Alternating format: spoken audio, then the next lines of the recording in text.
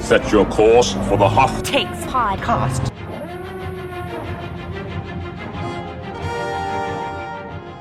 Welcome to Hoth Takes. I'm Eric Geller. And I'm Haley Bird-Wilt. So this is our first episode of 2026, and we're happy to be back. And this is the year that we're going to get the first Star Wars movie since The Rise of Skywalker. So we thought we'd look back at The Rise of Skywalker, or rather, what could have been with Episode 9. We're talking about Colin Trevorrow's Duel of the Fates script, and this has been much discussed. It's been circulating in fan circles for a long time, but we haven't actually covered it here on Hoth Takes just yet. And we're happy to be doing that now. And for this discussion, we're actually joined by one of Haley's friends, Jack Merritt, who I know has a lot of thoughts about Duel of the Fates, and he's actually a Hoth Takes listener as well. So, Jack Merritt, welcome to Hoth Takes. And Haley, maybe you can introduce Jack to the audience a little bit. Jack is a friend of mine. He lives in Virginia now, but used to be in the D.C. area. He works in political communications. He has experience back in the day on Evan McMullen's 2022 U.S. Senate race. He was at the DNC in 2024 and is now an associate at Focal Point Strategy Group. And since the start of the Hoth Takes podcast, Jack has perhaps been our most loyal listener. He has often offered episode ideas. He's reached out to share his thoughts about our episodes, and now he is here to share one of the Star Wars scripts that he seems to be most excited about. So I'm looking forward to hearing why this resonated with him so much. And Jack, like I said, welcome to the show, and we're actually just going to turn it over to you to talk us through the script. What makes this worth discussing, even, almost 7 years later? Yes, Eric, Haley, thank you both for having me. I'm really excited to be here. This is, I don't even know what to compare it to, but I have been a very loyal listener. I've been a long-time listener, first-time caller, so thank you for letting me come on and talk about this little obsession of mine. I mean, you said it, Eric, that it's what might have been, of all sad words of tongue or pen, the saddest are these it might have been, is what they say. And I mean, I was just encapsulated by this as soon as it came out. I think because The Rise of Skywalker was just a disappointment of like epic proportions for a lot of people, including me. I mean, its production process was a bit of a mess, and it showed. It was a letdown, both as an ending for the sequel trilogy and really as the saga as a whole. But, even as bad as it was, I don't think I could have imagined that, just a couple months after it came out, probably when it was still in theaters, we would get, this authentic concept art showing scenes from, an alternate version, the original one, which was going to be written by Trevorrow. And by February, the entire script was online, which I think is completely unheard of. And what I saw in that script was a story really trying to bring a shaky flight in for a tough landing. After The Last Jedi, I think the sequel trilogy was in a pretty precarious position. There's a couple paths that Lucasfilm could have taken. One is to accept Rian Johnson's film, sort of embrace the monumental challenge he set before them, and make something meaningful and original and add to like the overall tapestry of Star Wars. And I honestly think that's what Trevorrow tried to do with this script, but that's not really the path Lucasfilm ultimately chose. Rather than follow through on their own plot lines from The Last Jedi, that film really gets swept under the rug. I'm going to steal a really good analysis I saw online in a review, which compared this to the world of improvisational theater, where the most important concept is yes and. When you're doing an improv scene, in order to keep it, flowing smoothly, you accept the premise that your partner lays out in front of you. And if you don't, you bring the entire scene to a screeching halt.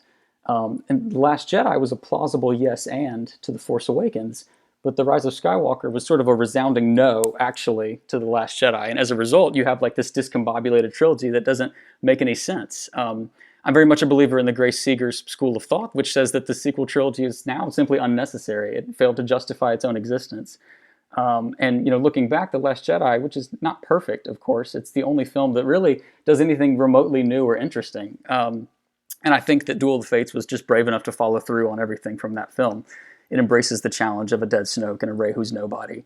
And so, even if Trevorrow's script may not have been this perfect product, I think I and a lot of other people were just really impressed. And I think it does a phenomenal job.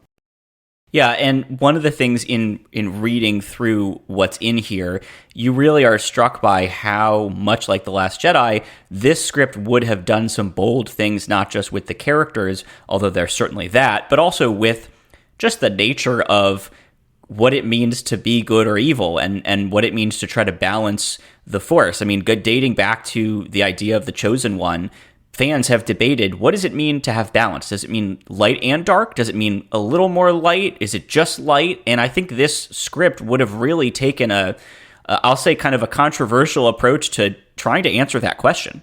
I have a question for you, Jack. I wanted to ask you about something that stands out to me here. I did not have a chance to read the entire script, but I think longtime Hoth Takes listeners will know that one of the things I was most frustrated with in the episode 8 and 9 was how Finn's character was treated. He was kind of one of the very main characters of The Force Awakens, and sort of gets relegated to the sidelines in The Last Jedi, and kind of is just like a side character in episode 9 as it was produced. So I wanted to ask you, I see here in your notes, and again, I did not get to read the whole script, I apologize.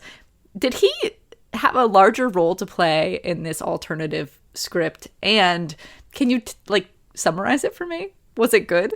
Yes, and it was good. He does. I think that's one of the things it's so simple, but it really helps. In that Finn and Rose are just treated as they should be in the script, as main characters, and that carries over.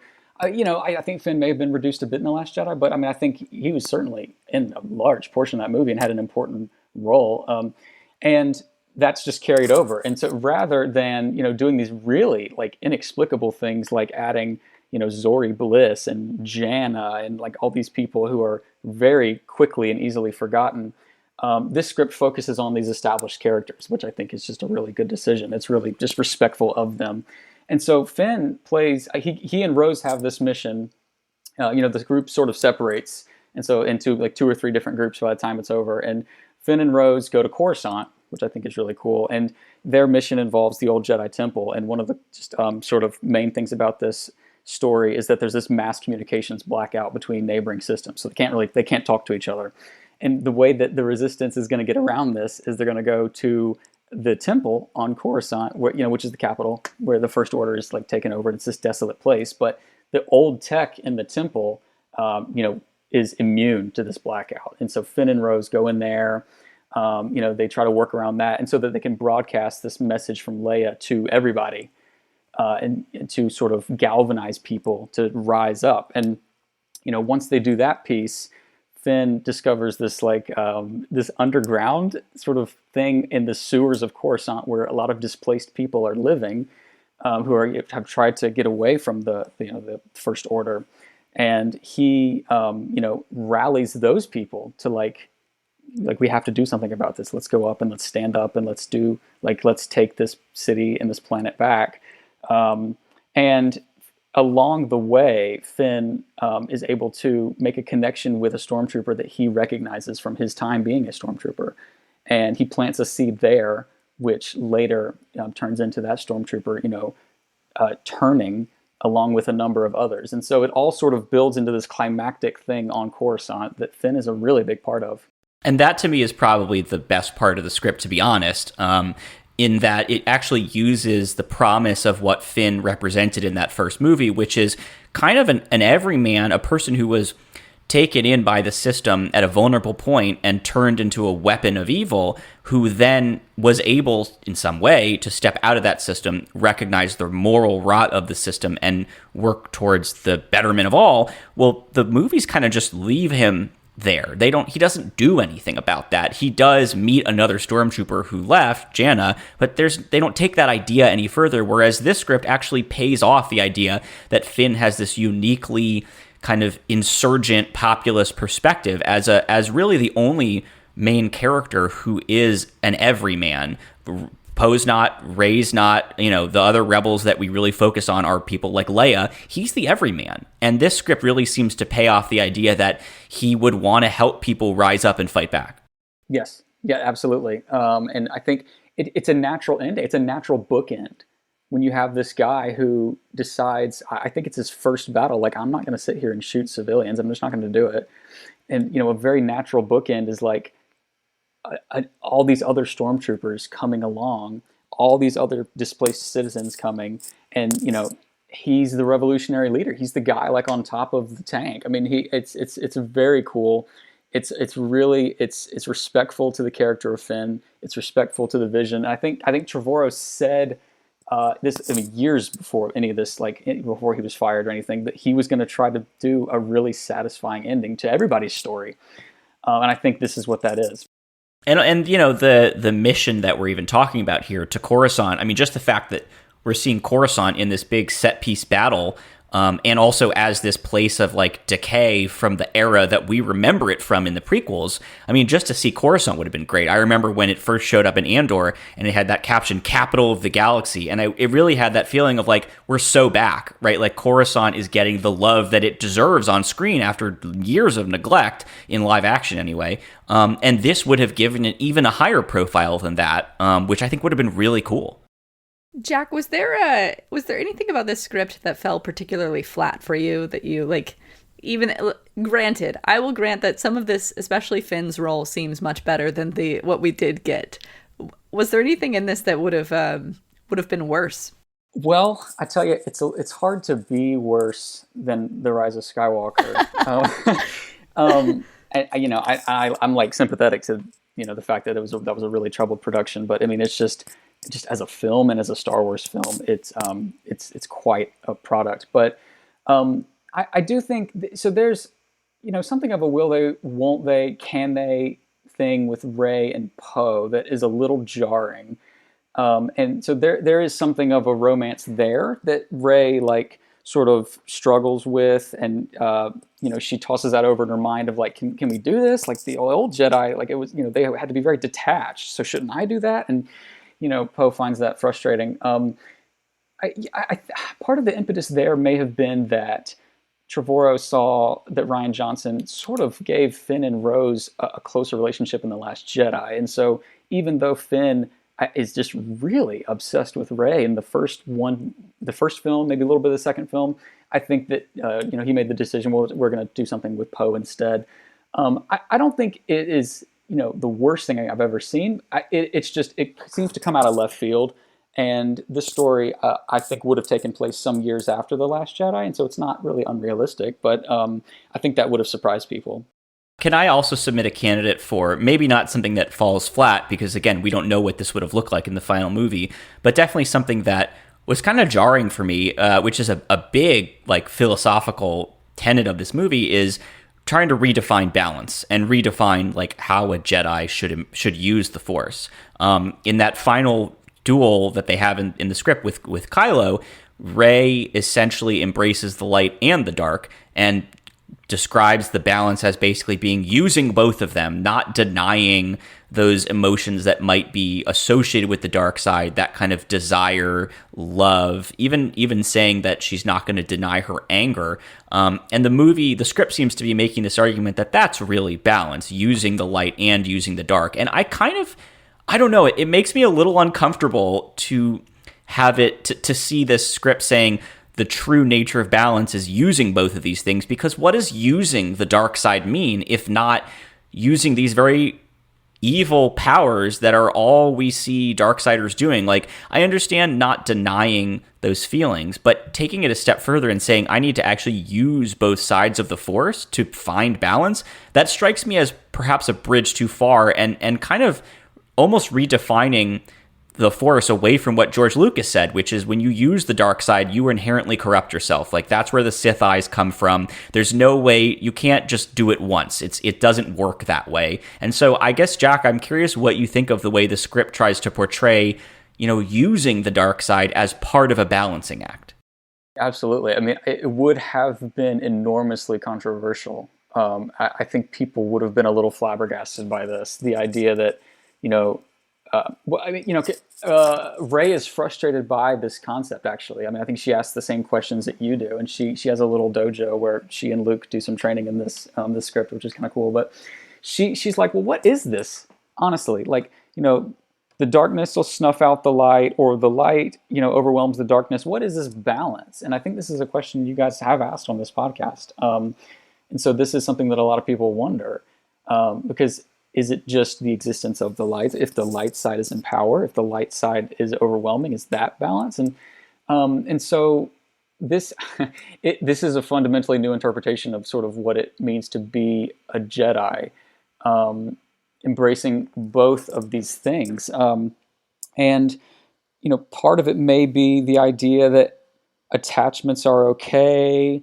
Part of it is understanding and acknowledging that you have this anger, but I think the final people would have taken a lot of issue with this premise, because the implication is that you use your anger, and even if you have these feelings of hate, I mean, like maybe you don't deny that either. And so it's Luke in The Last Jedi sort of says something along the lines of, it's hubris to think that the Jedi in its institutional way of being is the sole arbiter of the light side. And so I don't know if that is what Trevorrow was trying to follow up on, just sort of redefining entirely what it means to be a Jedi. But this certainly would have had people talking, and people would have really taken a lot of issue with this. But I think it would have been a huge conversation. I mean, even recently there was a comic where we see Dooku, when he was Qui-Gon's master, basically telling him like the Jedi are too dogmatic about like controlling your emotions. Like you can let your anger out if you channel it into like fighting for the good of all. And the comic basically ends with Qui-Gon realizing and later telling Obi-Wan like that's wrong. Like there is no way to safely do that, to like channel your anger into a fight like that. That's granted, that is not like the Lucasfilm position, but like Qui-Gon has always been the character that they use to sort of declare the wisest and noblest and most astute perspective on the Force, the one that other Jedi fail to understand to their detriment. And that is where in 2025, 2026, Lucasfilm seems to be coming down on like what the lessons for the Jedi should be. And that's a huge one, is that like there is no safe way to channel these dark emotions into a fight. And so who knows, the road not taken, maybe this movie would have had things going in a different direction. But it is interesting to be discussing the script and this big element of it at a time where we've just seen the classic noble Jedi character used to essentially deliver the exact opposite message to Obi-Wan and to the readers. So I just thought that was interesting.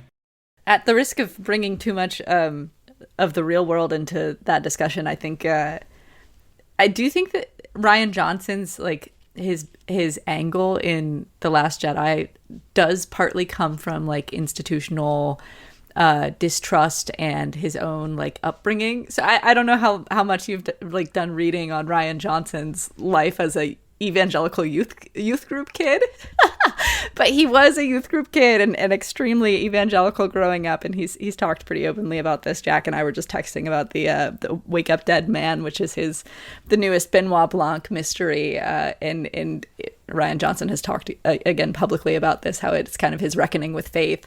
And I do think there's like when we think about this, like Star Wars and Jedi as an institution, and especially that question that Luke was asking of like, who are we to decide what truth is? I think there is some like modern like deconstructionism. Eric, you're probably not at all in these circles that I'm in, but when evangelicals sort of like reconsider their positions, they call it deconstruction, and they're like rethinking their faith and like what they believe. And I do think that like there's a hint of that, but it's exactly the opposite of what these people actually need, because like Eric, what you are saying of like clear moral boundaries and like does the end justify the means are the questions that like modern day evangelicals have been asking about their participation in politics. And often they have turned to like, oh, we're just using the tools of the dark side to accomplish the goals of the light side.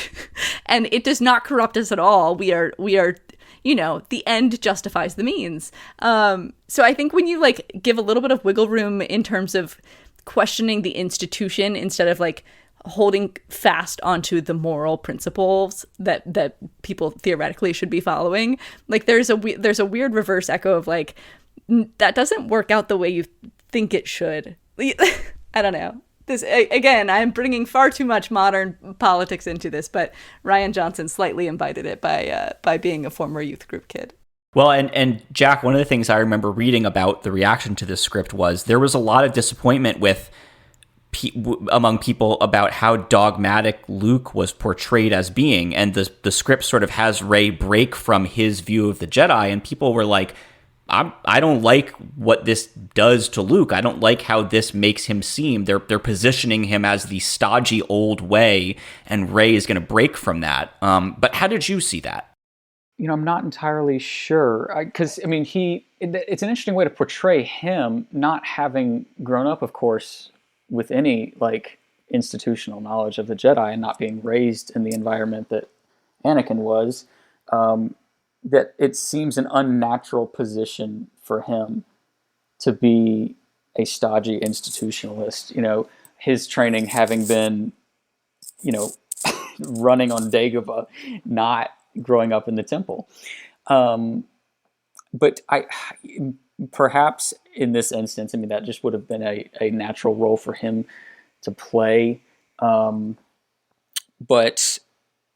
in the prior film, of course, he is questioning everything and doubting everything and saying, I'm just going to be out here. I'm completely isolated. I don't want anything to do with this at all.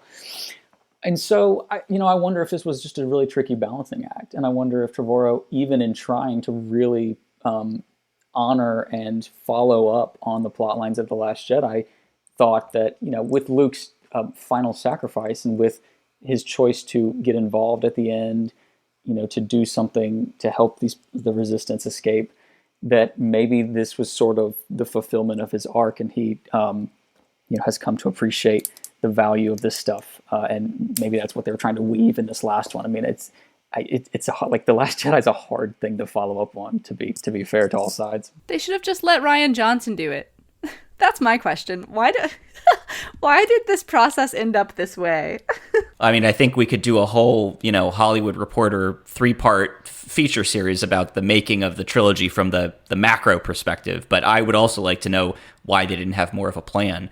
But hey, speaking of like Rey moving on from Luke, I know, Jack, one of the things that was most interesting to you about the script writ large was that there's a lot of kind of moving things forward and really evolving how things look and how we focus the story, and even just on the characters that we focus on, including, of course, there's basically no Palpatine, right? We don't pull everything back to the villain of the prequel trilogy and the original trilogy. He's got a very small hologram role, but the movie doesn't center on that kind of legacy villainy, which is just one of the ways that I know you had made a note that it's really pushing things forward. Yes, and as I said, the script, of course, I think probably this may not have even been its final version. It could have used some tweaks, and I'm sure that's what they were fighting about behind the scenes. But one of its just greatest virtues, I think, is I use that improvisational metaphor of like saying yes and moving things forward and trying to do something new. When you are given the opportunity to do one of these things, very few people have done it. And I just think you would absolutely want to do your very best to do something new and original and add to this rich tapestry instead of doing something just really derivative. And so, rather than, I rewatched The Rise of Skywalker, and they don't say anything about putting the lightsaber back together. It just is. And I think, and they do show Kylo like gluing his mask back together, and they have Palpatine back, which I think is just sort of a reaction and an undoing of Snoke's death. You bring back the guy, you bring back the throne room, you do the throne room scene, and The Rise of Skywalker at the end of the day doesn't really add anything, and it really takes some stuff away. I think giving Rey the power to save people from death, it just brings up a lot more questions than answers.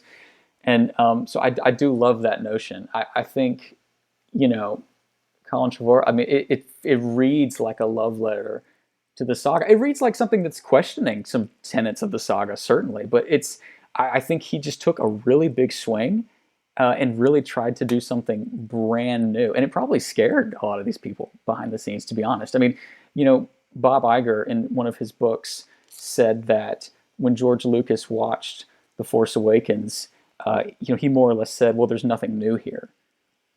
And I think that was really the default position behind the scenes. It's like, well, we're going to do something. It's just going to look and feel fundamentally like Star Wars. It's going to hit a lot of these same plot points, and it's going to make people feel sort of the same way they feel when they watch the original trilogy.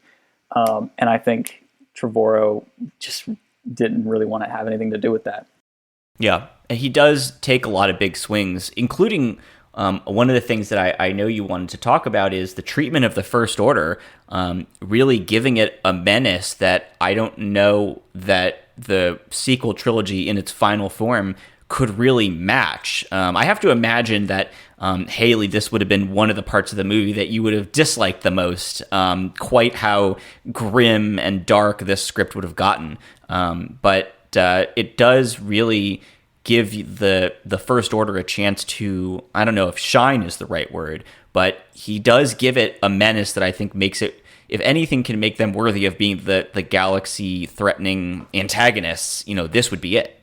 Jack, can you tell us, for listeners who are not familiar with the script, can you share with us some details of the menacing First Order in this version of the film?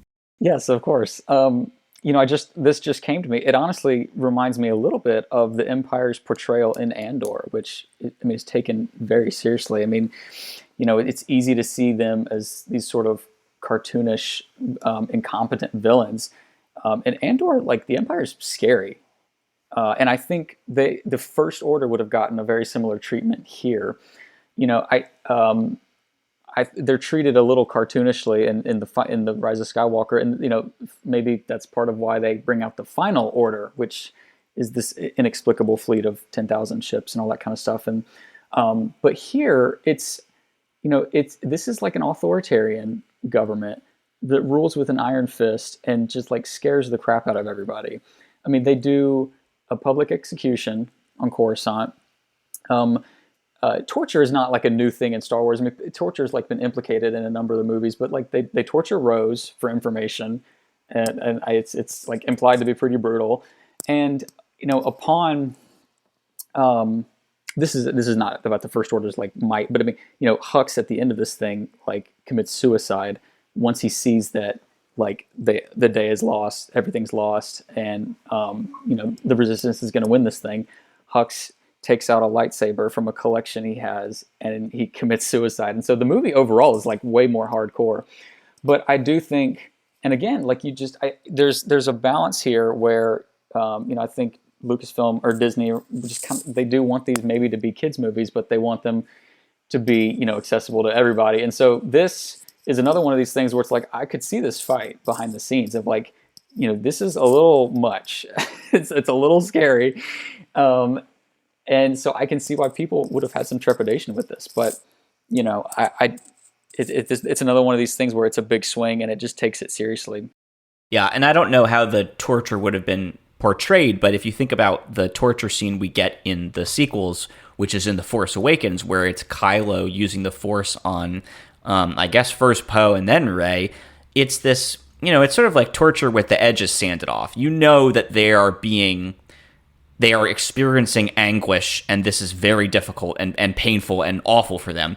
But there's no physical contact. It's not the 24 style, torture. I think Poe has a bloody nose or something right there. They've been roughed up by the stormtroopers, but it's not that kind of tactile torture that is really disturbing to watch. The doing it with the Force kind of takes the edge off a little bit because you don't have that contact. And it's clear that is where Star Wars draws the line. Even in Andor, they chose a torture method where it's this anguished sounds of death, which is, again, chilling to think about. But in terms of that physical contact element that we're so used to from a lot of drama TV shows, they don't want to go in that direction. And I don't know what form this would have taken in the final script, but it would have been very interesting if they tried with this movie to cross that line. Right. And I think just seeing the after effects of it is what I think would have made it like it's the script describes it just as sort of like her shirt's ripped and there's like blood and stuff, and so I think it would have been very uncomfortable. But I mean, they do an audio torturing of Han. I think it's in Empire Strikes Back, and you just hear him just yelling in the background, and so I think maybe something similar to that. I didn't mention the Knights of Ren. I mean, I think they're part of just sort of this very intimidating aura that the First Order has in this movie, and they do play a much bigger role. And so I think that's a part of this. There's just a brutal fight with them against Rey and Chewie and Poe, and so I think there would have been just more physical fighting in this one too. Just more violence. And so I think that too is like when you're doing something and you want it to be sort of, of course it's happy and jubilant at the end, but I mean, I think it takes a minute to get there. And I think it's also harder when you're trying to balance these interests and make it more of a kid's movie and make sure it's something that can sell toys and things like that. Yeah, if anybody comes out, not better, I guess, but if anybody gets an upgrade in this version of the last movie, it's the Knights of Ren. Because in the Rise of Skywalker, as we saw it, those guys were the definition of aura farming. They're standing around looking cool, building this mystique, and then basically the movie does nothing with them. And I don't remember exactly, Jack, maybe you can refresh our memories, but they do get a better role in this version of the movie. They do. So I guess sort of the culmination of it after, they make some appearances and they're pursuing people, but they, so to table set the scene, it's Rey and Poe and Chewie, and they've docked somewhere and they're trying to get information. I think she's trying to get information about how to get to Mortis, which we can speak about later in more detail maybe. But and so the Knights are there. They have their own ship. The script gives them names, which is interesting. There's the leader has the Darksaber, which is really interesting, and I think probably just a mechanism for him to fight Rey with her lightsaber. And so the fight that they have is pretty brutal. But they end up taking them all out. I mean, Chewie and Rey kill them all. I mean, at the end of it. And this is an instance where Rey sort of accesses that anger and anguish. I think she's scared about Poe in this instance. I think that's what really triggers it. And she does, interestingly enough, she does the Force lightning in this as well. And so she kills one of the Knights of Ren with the Force lightning. And I think that probably scares her. But, Chewie takes one out. He he flings one and shoots it like a clay pigeon with his bowcast, which is a pretty interesting moment. But it's wild. But I think in the Rise of Skywalker, you mentioned it, Eric, but the Stormtrooper almost speaking to us, the audience, says to another one, hey, that's the Knights of Ren. Here's these people that were built up in the first movie, and we're cramming them in here at the last minute. I think it's sort of a style of J.J. Abrams to build up a lot of things and just sort of wash his hands of it and let somebody else deal with it usually. But he was forced to make this third movie and do it himself. Yeah, and interestingly, the Knights of Ren, when you talk about that element of the script, my recollection is that we also see the Darksaber in connection with the Knights of Ren. And that kind of, when I saw that element, I was like, this feels a little too fan servicey to me. I'm not quite sure why it needs to be the Darksaber. I go back and forth between thinking that he had some grand plan to do some kind of connectivity. I mean, you even mentioned, Jack, maybe the idea is trying to build up towards the Mandalorian and that whole section of the lore. And then on the other hand, I think, well, maybe he just is a big Star Wars fan and wants to include these totems like Mortis, which we'll talk about in a second, like the Darksaber, and in ways that they don't need to be included. Sometimes we get frustrated, oh, I wish we saw more references to this, or I really wish this character had shown up here. That would have been a great place for them. I think this could be considered the flip side of that, which is, did it really need to be the Darksaber? That feels almost too small of a world to me. Yeah, it's a good point, because that does feel a little shoehorned, to be honest. Now, but Colin Trevorrow may be. I think these guys are all kind of Star Wars fans, at least at a casual level. But the Darksaber, I think prior to this prior to 2019, had maybe only been seen in Clone Wars and Rebels. And so, I think in all likelihood, he knew that the Mandalorian series was being made soon, and whether or not there was going to be any connection, I think it's just like this is a Mandalorian thing, and would be referenced. I think it's the Mandalorian season 1 finale is like when it comes out again. So my assumption is that it was just that, but it does feel a little shoehorned. The Darksaber goes around to a lot of people, like a lot of over the years, over the decades, a lot of people have access to it. But yeah, I honestly, I don't even know if many film audiences would have known what it is at first glance. No, I think you're right. I think this would have been sort of like Maul in Solo, where it's like, wait, what? Like in that case, it was like, how is he here? In this case, it would have been, why am I hearing like 3 people in this theater in different sections of the theater like applaud and cry and shout? Like what am I not getting here? Because it would have been something that people would have been like, holy crap, I know what that is. And then other people would have been like, I feel like I'm missing a part of Star Wars that's actively detracting from what I'm supposed to get in this moment of the movie. Which I feel like is an illustration of how not to do a tie-in, because you don't want 5 people in the room standing up and going, oh my God, that's amazing, and everybody else going, I feel like I'm missing out. But speaking of the Knights of Ren and their leader, Kylo Ren, he has an interesting arc in this movie where he ends in a quite different place than he does in The Rise of Skywalker. And I'd like to know, Jack, if you thought it was a better ending, because there's definitely controversy about his redemption at the end of Rise of Skywalker, but this movie takes things in a very different direction. It does. I think maybe this is the core of the story is, at least for Kylo, it's his ultimate power and control that he's seeking. I think you see that echoed in The Rise of Skywalker a little bit, I guess, but this one, that's really what the story is about. And, this is one of the challenges that Rian Johnson left is like, well, Kylo Ren is the supreme leader now. And, this script embraces that and says, well, he's going to be the villain.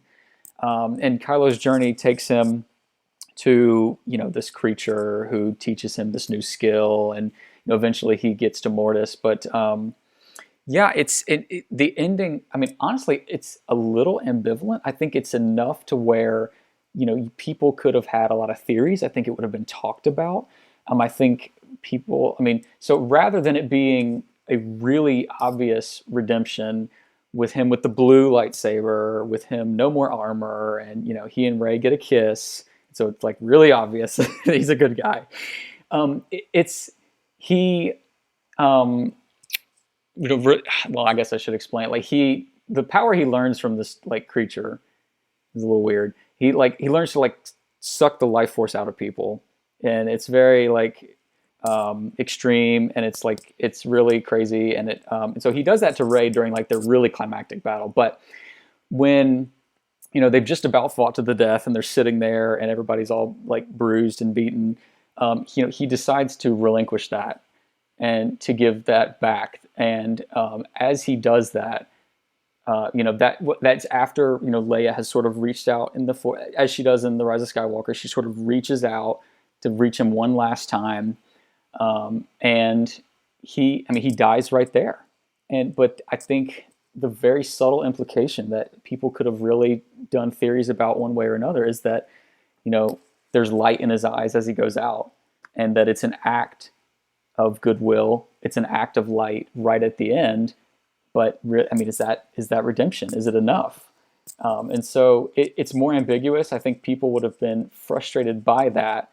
There's a lot of people who really like, the Ben Solo character and the idea of Ben Solo. But, I think people, certainly by The Rise of Skywalker, just are sort of frustrated by how in your face and obvious the redemption is.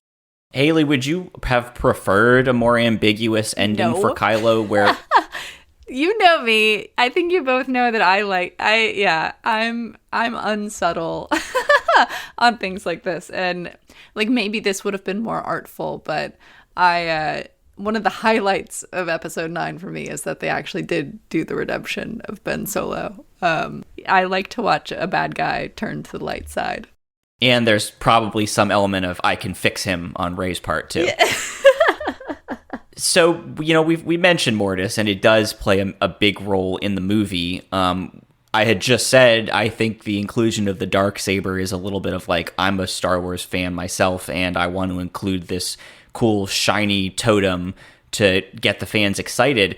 Mortis, obviously, debuted in Clone Wars and still to this day has not been seen in live action. So this would have been a major kind of escalation of its centrality in Star Wars. And again, for people who hadn't seen Clone Wars, it would have been very confusing. What is this place? Why does it seem like it's like the nerve center of all life in the universe? Like, what? I think it would have been very difficult to kind of shoehorn this in without having enough time to contextualize all the backstory to it. But Jack, I'd be curious to know if you thought that this was like a smooth introduction, at least as written. We don't know the final version, but did this feel natural in terms of the place in the story? Would this have been something that you could introduce without being really jarring for people who hadn't seen Clone Wars? I think the script does enough of a good job to where you wouldn't have been completely lost. I don't think you would have been left thinking, well, there's a lot of homework here that I haven't done. I don't understand any of this. I mean, I think it sort of just introduces the idea of, it's like the birthplace of the Force. It's like the start of everything. And, Kylo is going there to seek this ultimate power, and Rey has to go there and stop him and face him. And so I think it's a simple enough concept, but you do always run the risk of some people feeling left out. And there was a tweet in the aftermath of the Ahsoka series, that there's that sort of final shot with the villain, and he's standing with those statues, and it's the figures of Mortis. And that moment in the Ahsoka show is clearly meant to be really meaningful. And it's like, well, something's coming next season. It's setting something up. And there was a guy who tweeted, well, Star Wars, this is one of the few times that Star Wars has left me out. I feel like I've been left out by this. I don't understand what this is. Because that show, of course, is just basically a direct sequel to Rebels. And so there is some homework required. But in this case, I think you could have pulled it off. I really do.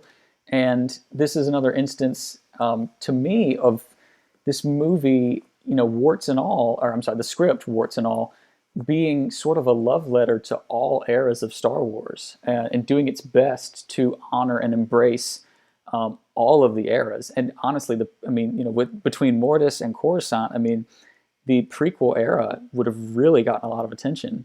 And this was just before I think there was like a revitalization of love for the prequels. And it was so much so that Lucasfilm was even like forced to acknowledge it and embrace it with some of their projects that came after The Rise of Skywalker.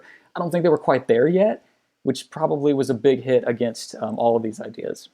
Yeah, I do wonder about that, how much it was like we specifically don't want to go back to these touchstones of an earlier era versus... maybe in each case there were specific objections to doing these things. I think, Coruscant, I would tend to agree that if you're trying to avoid Coruscant, it's hard for me to understand why, other than you don't want it to be tinged too much with that prequel lens. If you're trying to avoid Mortis, I'm a little more sympathetic, because I do think that anytime you lean on this, like, the epicenter of like true godliness in Star Wars, like the ultimate power in the universe, it's very hard to do that in a way that doesn't make other stories feel like a letdown in comparison. It's very hard to like make this feel like we can go anywhere after this, because we just went to Mortis. Like, where do you take the story after seeing the true godly power in the universe? And I do understand why they might have been reluctant to bring that back into a movie. Even as you said, if they are able to introduce the concept of Mortis in a way that doesn't leave people out, I think just using Mortis at all, period, full stop, that's very difficult to do unless you do it the way Clone Wars did it, where they basically forgot that they had ever been there. It is difficult. I do like how weird it is, though. I would like to see them try to do this in a movie. Yeah, I think that's maybe the best thing to be said for it, in my opinion, is that it would have brought a level of weirdness to the movies that we didn't really see a ton of. I mean, there were weird characters, I guess. There was that blob alien on the Millennium Falcon who had no limbs, and yet he was somehow pushing buttons and doing repairs. That was a weird character. But in terms of true, bizarro, settings and environments, we didn't see anything that I would actually call weird. We saw alien cultures and Pasana, there was the dancing and whatever. That's different, but that's not weird. And I don't know if maybe that's just not in the DNA of live action Star Wars to do that kind of weird. But I guess I'd be curious to know what you guys think about the appetite or lack thereof for telling those kinds of stories in the movies. Can I bring back my ridiculous comparison earlier? If a little bit of the Star Wars story, just a little bit of it, because Rian Johnson wrote one of them, is about deconstruction and religion, there should be a little bit of it later on apprehending majesty and the strangeness of existence. So for that reason, I think it would have been very nice to sure, you have issues with the institution of the Jedi, but the Force still exists, and look at how strange it is, and how do you respond to that? I don't know, just talking to people in real life who have been through those kinds of that kind of faith journey. It's not that uncommon, and I think it would have been interesting to see in Star Wars. But again, this is a very ham-fisted modern interpretation of the Star Wars sequels. I might have to do a blog post about it. It sounds, Haley, like George Lucas's original sequel idea, which was some weird, Eric, what was it? Some sort of origin of the Force, the wills of the Force. Yeah, the Journal of the Wills. Yeah, it was going to be really weird. You have to elaborate. I'm not in the loop on this one either. Oh, I don't remember the details, but Jack, I think you're right that, I mean, look, George Lucas has always been willing to embrace the fact that there's so much wackiness in this saga, and the idea of the Force just in general, I mean, it raises so many questions about how it works, and if it's a consciousness or if it's just a phenomenon, gravity, right? What is it? There's a lot of room in there for things that we would consider to be just very weird, especially if you think about the 1970s audience, seeing that for the first time. So, I mean, I don't remember the exact, story of Jack, of what you mentioned, but I do know that George was always more willing to embrace the weirdness than I think any of the people who came after him. I agree. And I too do not remember all the details. I mean, I will say for weirdness, if we can tack one on the board for weirdness, I mean, the Rise of Skywalker, Exegol is bizarre. I mean, Palpatine's on a crane, and it's disturbing though. Well, and he has this massive audience with him, they're a choir. They sing during certain parts, and he has maybe without a government or taxation, has fully functional and staffed 10,000 plus Star Destroyers. So that's pretty wacky. I don't know. It doesn't move you to wonder or marveling at the miracle of existence, though. So perhaps a reverse image of that is in order.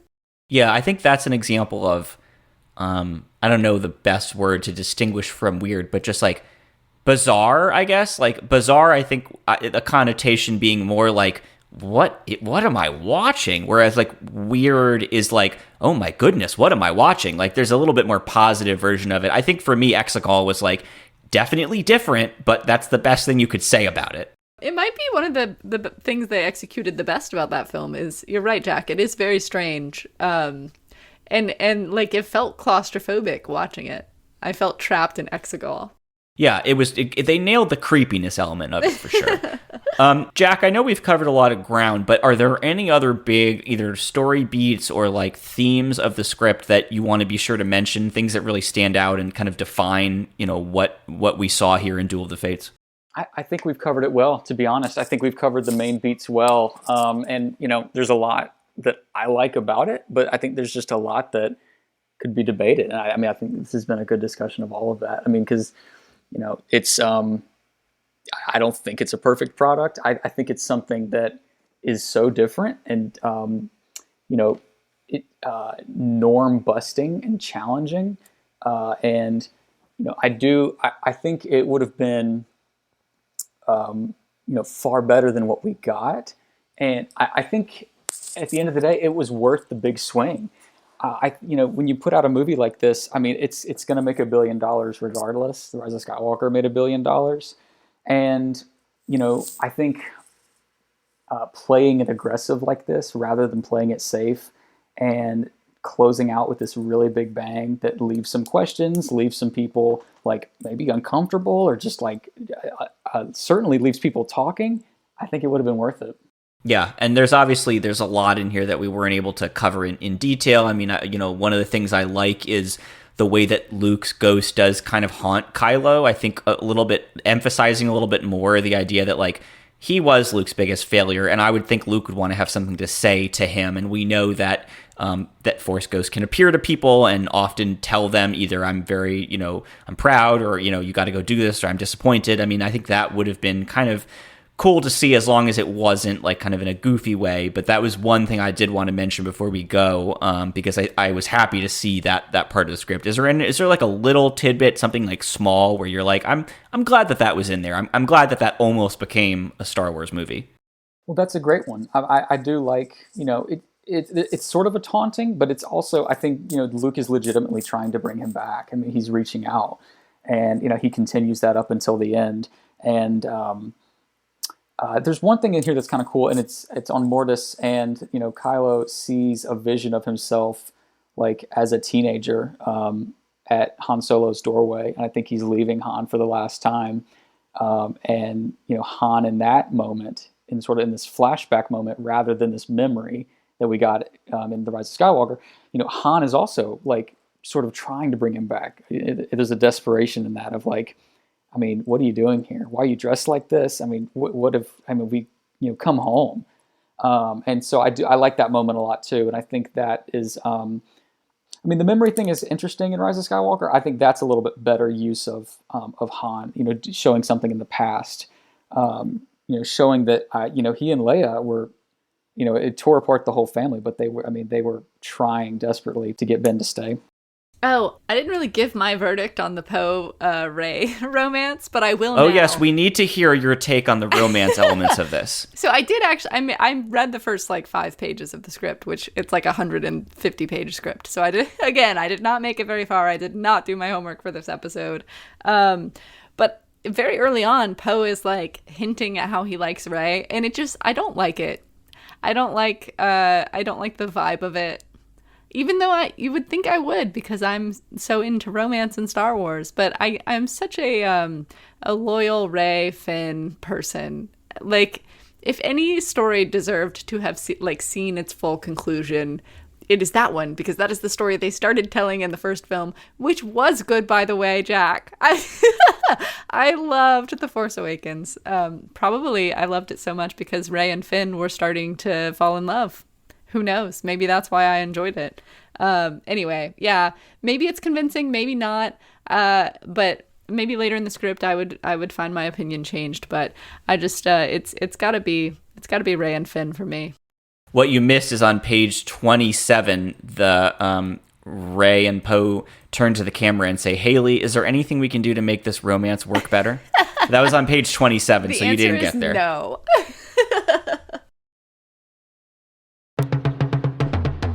All right, we're going to wrap up our discussion of Duel of the Fates right there. Jack Merritt, thank you so much for coming on Hoth Takes and talking through this script with us. Thank you both for having me. This was a lot of fun. And to our listeners, thank you so much for joining us for another episode. If you want to share your thoughts about this episode or suggest topics for future shows, you can email us at hothtakes@gmail.com, or you can reach out to us on X and Blue Sky. We've got links to our social media profiles in the show notes. Haley made our wonderful logo and banner art, and I edited the show and put together our music. As always, for legal reasons, we want to tell you that all Star Wars music and sound effects are the intellectual property of Lucasfilm. You can find a complete archive of past episodes of our show on our website, hothtakes.wordpress.com. And if you like the show, please share it with a friend. You can find Hoth Takes on all the major podcasting platforms, including Apple Podcasts, Amazon Music, and Spotify. We'll see you next time. May the Force be with you.